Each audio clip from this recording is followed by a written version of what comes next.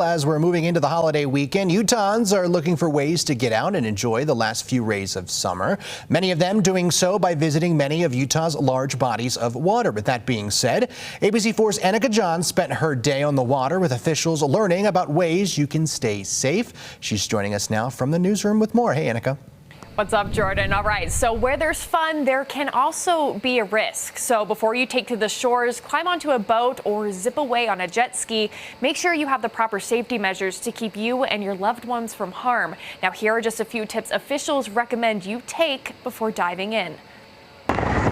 With views like these combined with a hot summer day and a cool lake to jump into, it's no wonder Utah's bodies of water are hotspots. But with the fun comes some risk. Yeah, we know the holiday there's going to be a lot of people out on the lake, which we want. We want to be out recreating. We have to make sure they're safe. Travis Hancock with the Division of Outdoor Recreation took my photographer Dennis and I around Pineview Reservoir to discuss his #1 tip for staying safe on the water. You know, life jacket's going to save your life in most situations if something goes bad.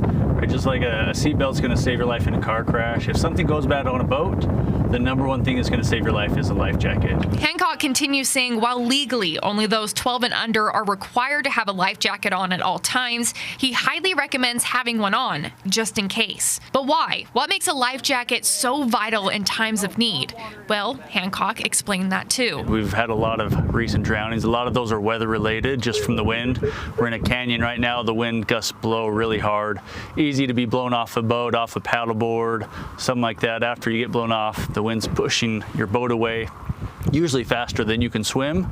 And you know, those are the situations we've had the last few weeks where people have passed away because of those situations. But even with clear conditions in the forecast or a smooth surface of water, Hancock says especially this late in the season, even the temperature of the water can cause dire situations. So anytime you're in the water, your body temperature is dropping. You may not realize it, but you could still get to the point where you're getting hypothermic. The water's cooling your body down. Maybe you float out a little farther and now you think you could swim, but because of the coldness, your muscles aren't working like they should. So Hancock says while sometimes bulky, uncomfortable, and seen as a temporary nuisance, you'll never regret wearing a life jacket, especially when it can be the difference between life or death. It's a horrible situation for me to go into because, you know, I can see the family, I can see the agony they're in. So not fun for anybody, and so let's prevent that by wearing a life jacket, and then we won't have to deal with that very often. Now, Hancock continues saying that make sure your boats have everything they need on board, including a throwable life preserver. Now, if you have questions on what is required for your boat, you can visit the website. You see it right there on your screen. Jordan, back over to you. All right, Annika, thank you. Well, check this out. Residents in parts